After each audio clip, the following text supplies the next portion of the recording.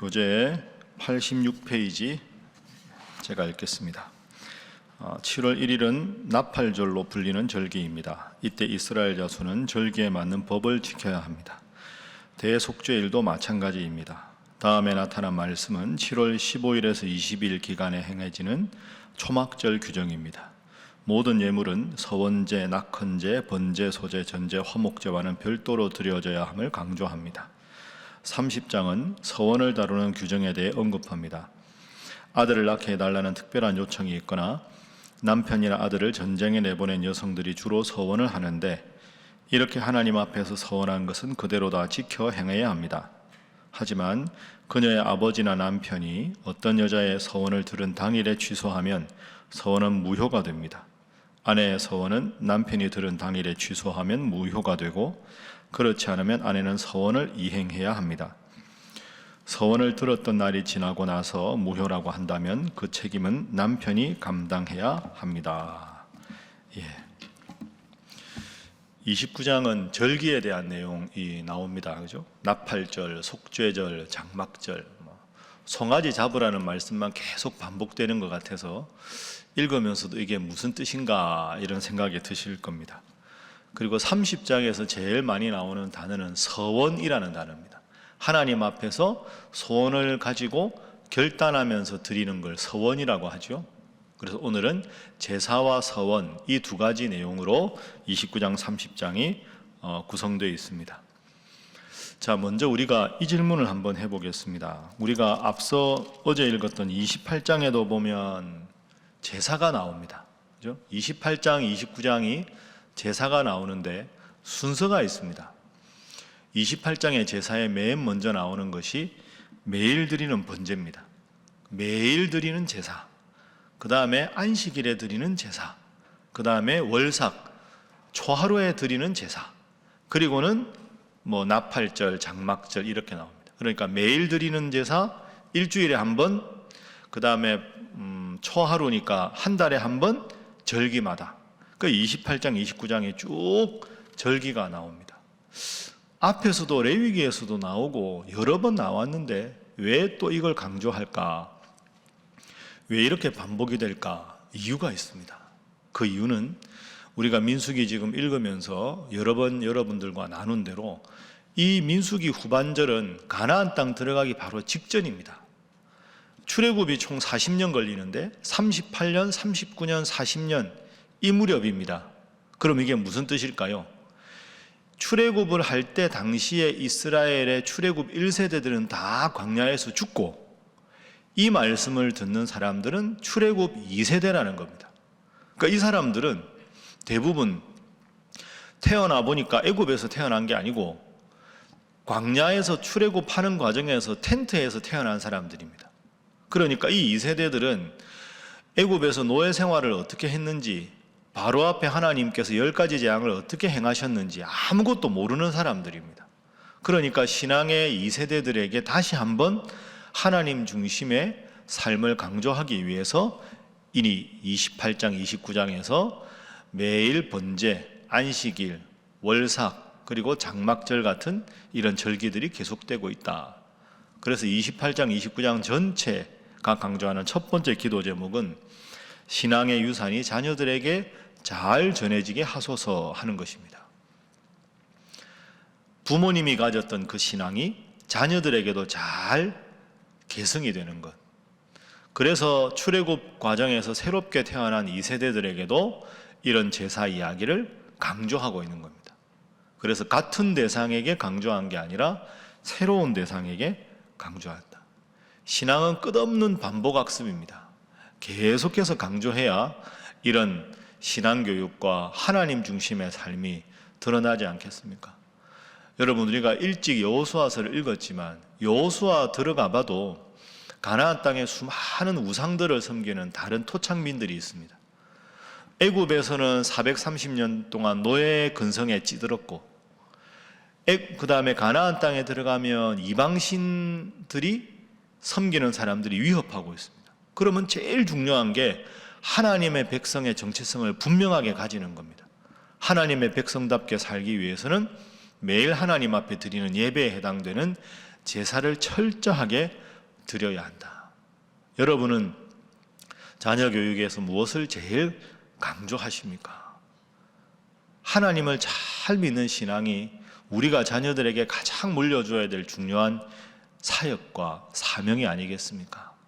여러분의 자녀들 위해 매일 기도하실 텐데 새벽마다 하나님 앞에 나와 기도하는 이 열심이 여러분의 자녀들에게 이어지도록 간절히 기도하셔서 여러분 당대보다 여러분 2세대, 3세대가 하나님 더 잘 믿고 또 하나님의 큰 복을 누리는 위대한 복된 가문 되시기를 주님 이름으로 축복합니다.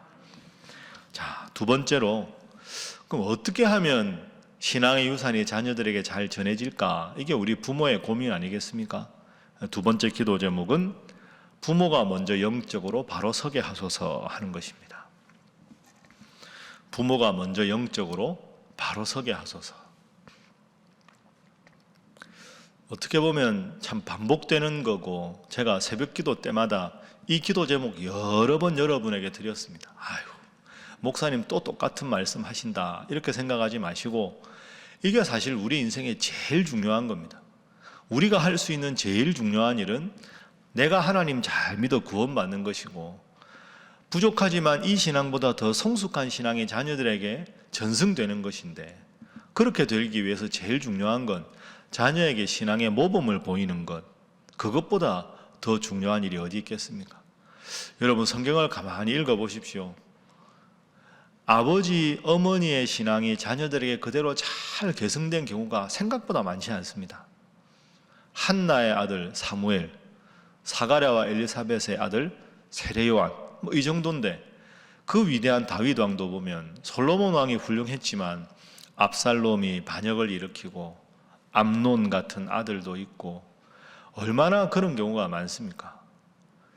부모의 신앙이 자녀들에게 이어지는 게 생각보다 쉽지가 않습니다. 아마 여러분들도 그런 고민과 아픔을 안고 이 새벽에 와서 간절하게 기도하는 분들도 많을 겁니다. 향기를 드러내려고 해서 드러나는 게 아니고요.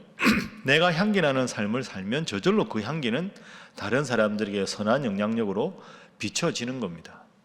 하나님 앞에서 이렇게 새벽기도 나오시는 이 열심이 하나님 앞에 소중하고 이런 은은한 신앙의 향기가 자녀들에게 전해지는 거죠.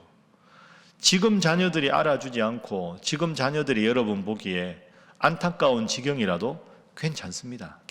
계속 반복하다 보면 어느 순간 하나님께서 결정적인 때에 자녀들을 여러분의 신앙처럼 만들어 주실 줄로 믿습니다. 그래서 제가 드는 비유처럼 이렇게 나사못하고 비슷합니다.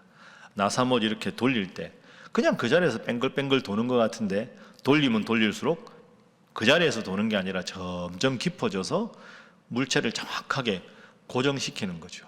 우리가 새벽에 나와서 기도하고 말씀 중심으로 살아가는 것이 아무 자녀에게 영향력이 없고 그냥 다람쥐 쳇바퀴 돌듯이 아무 의미 없는 것 같지만 그러나 그것이 자녀들에게 은은하게 전해져서 어느 순간 나도 힘든 일이 있는데 부모님처럼 새벽에 나가서 기도해야 되겠다. 나도 좋은 일이 있는데 먼저 하나님 앞에 감사해야 되겠다. 그런 마음이 생겨나는 거죠. 제 이야기에서 죄송합니다. 제가 이틀 전에 고향에 계신 목사님께로부터 카톡을 받았습니다. 내용은 이런 겁니다. 이 목사님이 올해 연세가 60세 정도 되시는데 제일 친하게 지냈던 어릴 때 학교에 같이 교회에서 신앙생활 하신 분이 장로님이 되셨는데 돌아가셨다는 거죠. 교통사고로. 한참 일하실 때인데 돌아가셨으니 얼마나 안타깝습니까? 그 장례 갔다 오면서 저한테 저보다 훨씬 연배가 높으신 분 아닙니까? 배호환 목사님 드릴 말씀이 있습니다 하고는 카톡을 오랜만에 보내셨습니다.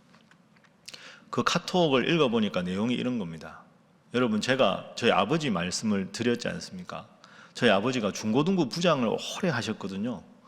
제가 고등부 회장할 때도 아버지가 고등부 부장이셨으니까요. 열심히 하셨는데 그러니까 저하고는 한 9년 차이 나잖아요. 그래서 이 목사님하고 이번에 돌아가신 그 장로님이 중학교 때였답니다. 그랬는데 이 돌아가신 이 장로님이 중학교 때 하루는 가출을 했다는 거죠.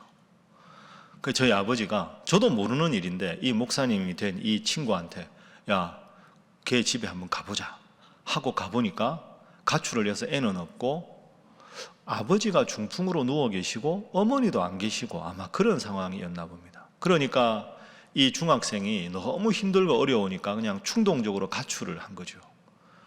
그 저희 아버지가 그 근처에 쌀집에 가서 쌀을 한 푸대를 달라고 해서 그 쌀을 어깨에 다시 메고 그 집에 가서 쌀 한 푸대를 딱 풀어놓고 그 목사님 된 친구한테 내가 왔다 갔다고 이 배집사가 열심히 기도한다고 전해줘라 이렇게 이야기를 했다는 거죠. 가출을 며칠 하고 돌아와서 이 친구가 보니까 안 보던 쌀푸대가 하나 있을 거 아닙니까? 그 친구한테 이게 어떻게 된 거냐 하니까 야, 부장 집사님이 왔다 갔다 그렇게 됐다는 거죠. 그래서 이분이 감동을 했나 봅니다. 그 일에. 그 저희 아버지가 진짜 무뚝뚝한 경상도 아버지이거든요. 그 다음에 교회에 왔답니다. 그 왔으면 뭐 어떻게 지내냐 뭐 그러면 이 친구는 고맙습니다 이랬는데 저희 아버지는 그런 스타일이 아니라서 딱 보고 안녕하십니까 이러니까 왔나? 이게 다였다는 거죠. 근데 이게 또 감동이 된 겁니다. 너 어떻게 그러냐 그러지 마라 이렇게 안 하고 그냥 쌀푸대 하나 딱 짊어지고 나온 걸로 저희 아버지는 왔나? 그래. 이게 이제 다니까 야 진짜 고맙다 이런 생각을 아마 하셨나 봐요. 그래서 이분이 신앙생활을 그때부터 마음 잡고 열심히 해서 방황기를 다 지내고 장로가 되신 겁니다. 그래서 늘 친구들끼리 만나면 내가 장로로 살아가는 건 그때 우리 부장 집사님의 쌀푸대 그것 때문에 내가 장로가 됐다는 말을 친구들한테 수없이 했다는 거죠. 근데 이분이 갑자기 돌아가시니까 목사가 된 친구 목사님이 아들인 저한테 사실 아버지가 이런 일을 했습니다 하고 저한테 문자를 보내신 겁니다. 그러면서 이 목사님이 저한테 장로님, 저희 아버지가 지금 장로 아닙니까? 배 장로님이 듣고 상심하실 것 같으면 말씀을 전하지 마시고 안 그럴 것 같으면 이런 안타까운 소식이 있다고 전해주시라. 그 저희 아버지께 전화 드렸습니다. 아버지 이런 전화가 왔는데 기억하십니까? 그 장로가 된 그 친구 이름은 기억나는데 내가 쌀포대 준 건 기억도 안 난다 이렇게 말씀을 하시더라고. 그 제가 알겠습니다 하고는 소식을 전해주고 저희 삼형제 카톡방에다가 올렸습니다. 아버지가 이런 일을 했었습니다 해가지고 저희 형하고 저하고 동생하고 그 제가 이 일을 겪으면서 아버지를 더 존경하게 됐어요. 야 진짜 우리 아버지 대단하다. 그러니까 저희 형님이 거기다가 역시 우리 아버지다. 딱 군인이거든요. 역시 우리 아버지다. 딱 그 한 문장이 저한테는 아주 자랑스러운 아버지입니다. 여러분 이 일은 40년도 더 된 일입니다. 그런데 문득 이 일 하나가 탁 아버지가 기억도 못하는 그 일 때문에 제가 아버지를 더 존경하게 되는 거죠. 사람 일은 그런 것 같습니다. 언제 어떻게 이 일이 어떤 영향을 끼쳐질지 아무도 모릅니다. 여러분도 그런 경험 있으시죠? 그냥 스쳐 지나가는 한 번에 잠깐 그분하고 감사 인사했는데 그분의 삶을 바꾸는 경우도 있고요. 작은 한순간에 하나님 주신 마음으로 최선을 다했는데 그 일이 계기가 돼서 다음에 나한테 더 큰 아름다운 영향으로 그 일이 선한 영향적으로 끼쳐지는 일이 얼마나 많습니까? 자녀 교육도 마찬가지라고 생각합니다.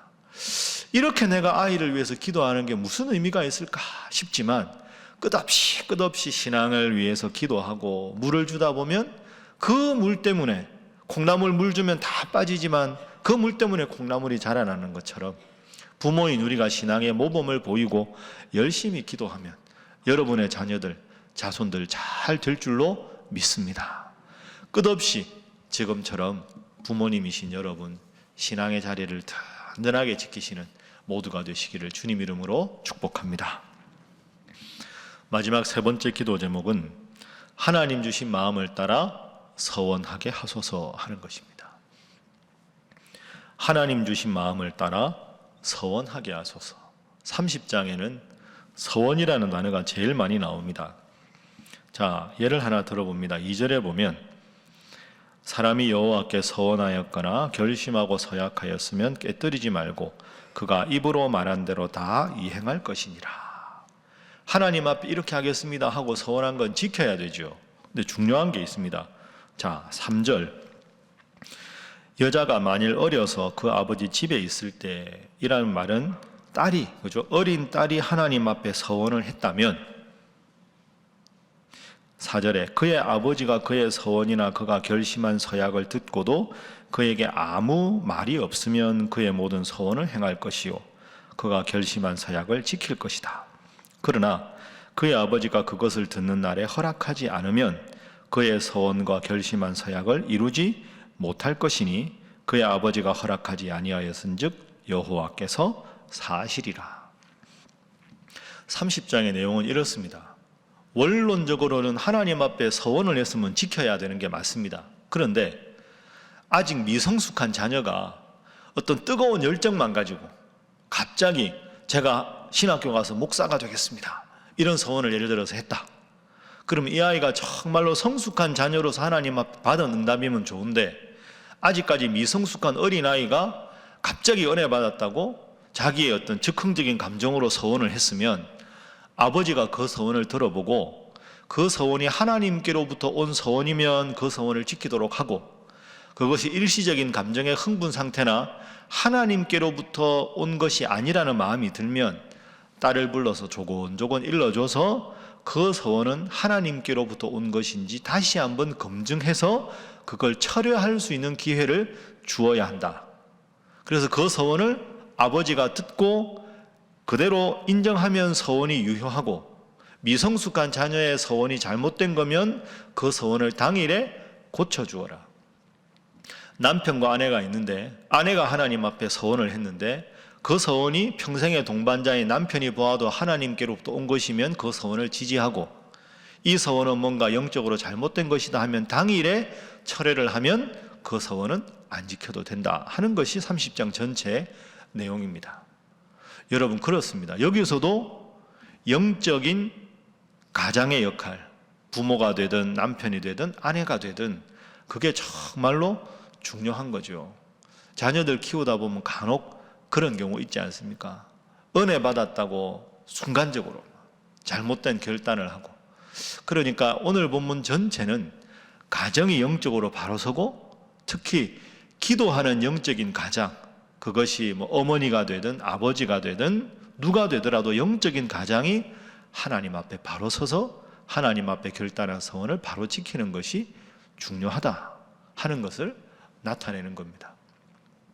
여러분, 이게 참 중요합니다. 가정이 믿음으로 바로 서면 이런 일이 가능하고, 여러분이 영적으로 바로 건의를 갖지 않으면 이런 일은 힘든 일입니다. 여러분 꼭 기억하시고, 오늘은 특별히 하나님께서 가정이 바로 서는 귀한 주제를 주셨으니까 3가지 기도 제목, 날마다 부모로서 신앙의 모범을 보이고, 여러분 자녀가 영적으로 바로 서고 믿음으로 한 마음으로 소통하는 여러분 귀한 가정, 축복의 통로가 되는 가정, 작은 천국 같은 여러분 가정 다 되시기를 주님 이름으로 축복합니다. 기도하겠습니다. 하나님, 일상의 영적 생활에 힘쓰게 하시고 가장으로 영적으로 바로 서게 하시며 우리 사랑하는 자녀들이 믿음으로 바로 서서 복받는 가정, 위대한 믿음의 가문 되게 하여 주옵소서. 기도해 주시고, 이 나라를 위해서 선교사님들 위해서 기도해 주시고, 또 오늘과 내일 특별히 주일 오후에 있는 우리 은퇴 예식과 명예권사 추대 예식이 은혜 가운데 안전하게 잘 진행될 수 있도록 다 함께 주님 앞에 기도하겠습니다. 주여 믿습니다. 주여 믿습니다. 주여 믿습니다.